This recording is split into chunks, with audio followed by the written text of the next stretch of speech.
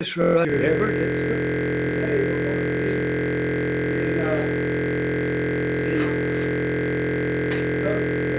be we're in the 13th chapter of 1 Samuel, and Saul's going to fight the Philistines. So here we go. Saul lived for 1 year and then became king, and when he had reigned for 2 years over Israel, Saul chose 3,000 men of Israel. 2,000 were with Saul in Michmash and the hill country of Bethel, and 1,000 were with Jonathan in Gibeah of Benjamin. The rest of the people he sent home, every man to his tent. Jonathan defeated the garrison of the Philistines that was at Geba, and the Philistines heard of it. And Saul blew the trumpet throughout all the land, saying, "Let the Hebrews hear."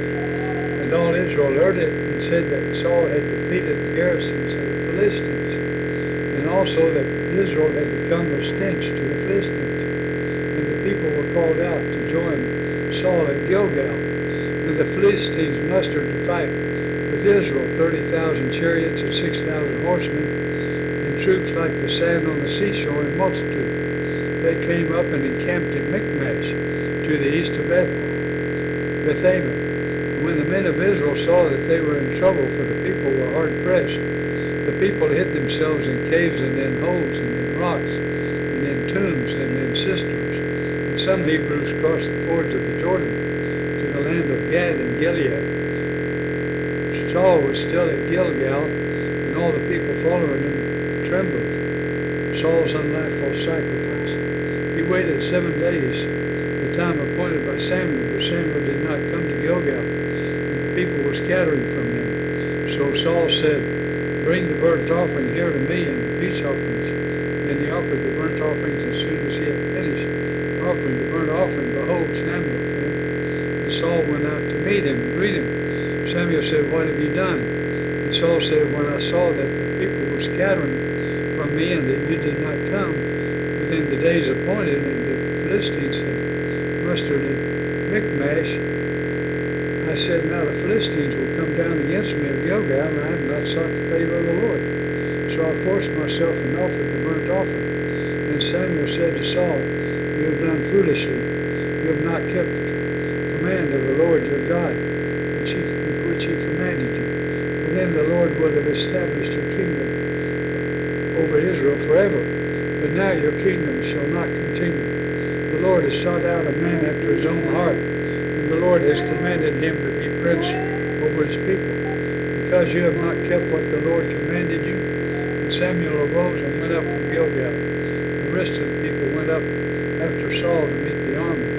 They went up from Gilgal to Gibeon of Benjamin.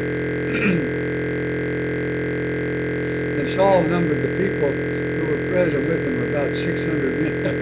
And Saul and Jonathan his son and the people who were present with him stayed in Gibeah of Benjamin, but the Philistines camped in Michmash. And raiders came out of the camp of the Philistines in 3 companies. One company turned toward Ophrah, to the land of Shual, another company toward Beth-horon, and another company turned toward the border that looks down on the valley of Zeboim, toward the wilderness. Now there was no blacksmith to be found throughout all the land of Israel, for the Philistines said, lest the Hebrews make themselves swords or spears. But every one of the Israelites went down to the Philistines to sharpen his plowshare, his mattock, his axe, or his sickle. And the charge was 2/3 of a shekel for the plowshares, and 1/3 for the mattocks, and 1/3 for a shekel for sharpening the axes, and for setting the goads. So on the day of the battle, there was neither sword nor spear found in the hand of any of the people but Saul and Jonathan. But Saul and Jonathan his son had them, and the garrisons of the Philistines went out to the pass of Michmash.